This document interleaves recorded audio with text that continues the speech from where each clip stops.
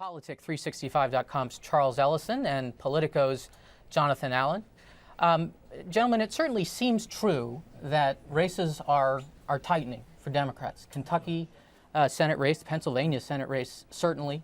What do you think's happening? We'll start with you, Charles. Yeah, I mean, beyond that sort of the national trend of the enthusiasm gap that we've been seeing, particularly in some of those Gallup surveys, for example, when you see this enthusiasm gap, it's like 11, 14 points wide between Republicans and Democrats. Beyond that, when you start looking at the races locally, when you start looking at each individual district, you do see some tightening, even in some of those really competitive races that have been identified. I think there have been around 90 House races that have been identified as truly competitive. But you see some tightening in about from what I'm seeing, like 30, 40 of those races, you see like this suddenly that enthusiasm gap that you see nationally, you see that there may be some sort of mini surge of Democratic voters. And then again, you're also seeing this fundraising surge. I mean, in September, you had Democrats raising about $17 million. They actually had to revise the $16 million figure. And then in the first 13 days of October, they actually raised almost $12 million. And that's primarily from online donations and also direct mail contributions. So there's some sort of surge on the grassroots level that Democrats are seeing in terms of the fundraising and also in terms of these races. And then you can't count out the African-American vote. And that's going to be very crucial in states like Pennsylvania. I mean, you saw this sudden bump. It was like a 10-point surge with Joe Sestak. He's like 1 point ahead now of Pat Toomey in Pennsylvania, places like Pennsylvania, Maryland. There's a tight gubernatorial race there, Illinois, and elsewhere. The black vote is going to be real crucial. Jonathan Allen, is this because the president has decided to campaign and to go all out? Is that the primary reason we're seeing this enthusiasm gap among Democrats? Well, certainly when the president goes around to various areas and campaigns, it lifts Democratic spirits, gets fundraising going, and gets people talking about going to the polls. So there's an energy behind that.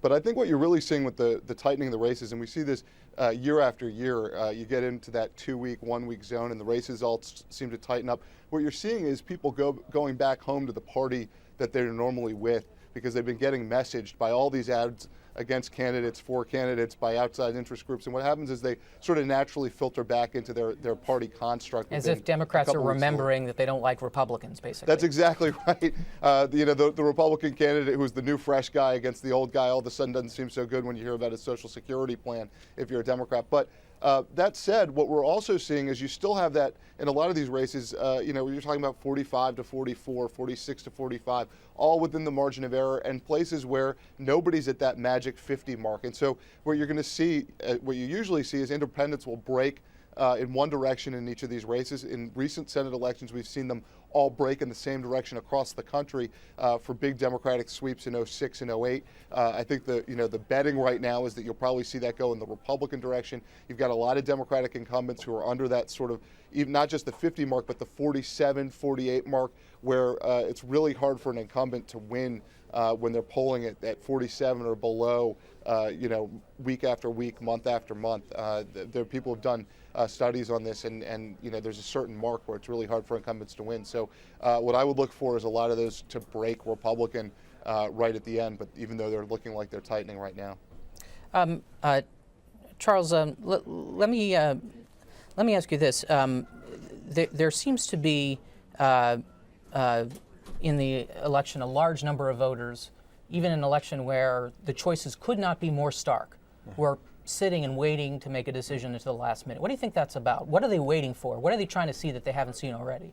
I mean, one, they're also trying to see from at least the White House first. I mean, because jobs and the economy is number one. So from the White House first, they want to see some sort of empathy from the president. They want to see the president kind of feeling their pain, so to speak. We go back to basically shades of Bill Clinton. 96, but they want to see the president kind of feel their pain on the ground. That's why it's kind of really interesting as he's making this sort of this 4-day swing through these western states. These are in cities and towns and states where he's essentially getting a very friendly audience. And really, some folks, particularly who are in tight races like Joe Manchin in West Virginia, for example, he's saying, you need to come to places like West Virginia. You need to talk to those white working class voters, those folks who are dealing with high unemployment numbers, who are dealing with a record number of foreclosures, and you need to kind of get a sense of what they're going through. And I think that that's what people want to. I think that that's what Democratic voters want to see. I think especially that's what independent voters want to see as well, because in some races you see a high number of undecideds. And I think that they're waiting for the president. They're also waiting for a lot of Democratic candidates to say, hey, we understand this, that you have problems as far as unemployment. We understand you have problems as far as foreclosure. We understand that you're going through a lot of pain. And I think that they want to see more of that in these last 2 weeks. But the president is, particularly among white working class voters, very unpopular in West Virginia. And one would assume that Joe Manchin, the Senate candidate for Democrats, would have asked the president. My sense is he'd much rather have Joe Biden come to West Virginia than the president. But you're saying the president should ignore conventional wisdom in that sense. I think he should. I think that he should do something really dramatic, something that's just very unorthodox and unconventional, and particularly in these last 2 weeks. I mean, what does he have to lose at this point? If you really think about it, what do you have to lose? I mean, just go ahead and go there. I mean, the optics of that, of him sort of, I understand that there's a little bit of risk in that, but when you have people like Joe Manchin, you even have, one of his more popular surrogates from 2008, Claire McCaskill in Missouri. Missouri also dealing with some tight races down there. She's even saying the same thing. You know what? You need one of those moments like before he had this moment where he was at a town hall forum and there was a black woman who had voted for him in 2008 who said, you know what, it's getting to be a little bit tiresome trying to defend you. And, and she said that in a sort of, somewhat supportive way to him, but she wanted to let him know, hey, don't forget us folks on the ground. And I think, too, this is just, I'm kind of bucking conventional wisdom on this one too, but I think Democrats, including the president, and a lot of Democratic strategists, I think they have to kind of tone down the talk a little bit about, Tea Party voters or independents or some of these white working class voters being a little bit, less in tune with public policy, or being, some people say, that they're a little bit stupid, they shouldn't play down or talk down to them. They shouldn't talk. Yeah, I think that there is a little bit of that tone, or that they're racist or something like that. I think that maybe try to be a little bit conciliatory in the tone. You might be surprised. Maybe you might get one or two Tea Party voters. Well, not at least Tea Party voters, but you might get one or two white working class voters who might say, you know what, this guy gets it. I'm going to vote for a Democrat this season. Well, perhaps it'll be wisdom before it's conventional. Jonathan Allen, let me go back to you. You have written about the possibility that several Democratic House committee chairs will lose their races, like Skelton, the Armed Services Committee chair, Barney Frank, the House Financial Services, or the House Financial Services Committee chair. What effect is that having on the mood of the caucus at this point? Well, I think it's alarming to a lot of Democrats to see folks who have hung on for a long time.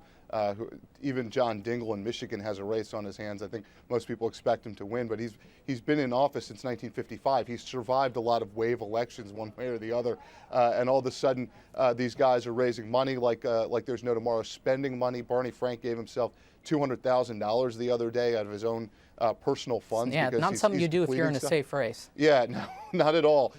His own money. I mean, it's basically a large percentage of what he's actually worth. So I think what it does is it creates a little bit of an extra panic among Democrats when they're looking around going, well, if that guy's in trouble, if Barney Frank is in trouble in a district in Massachusetts that's got some of the nicest, wealthiest Democratic suburbs of Boston, everybody's in trouble. And of course, I think a lot of people don't understand that Barney Frank actually has a lot of those working class voters that have been drifting away from the president and his party for the last 2 years. He's got a lot of Portuguese community in Fall River and a lot of other working class towns around that as well. But you're seeing it. You mentioned Ike Skelton, Barney Frank. Jim Oberstar in northern Minnesota got one contribution of $200 or more in like a 2.5 month period from his own district.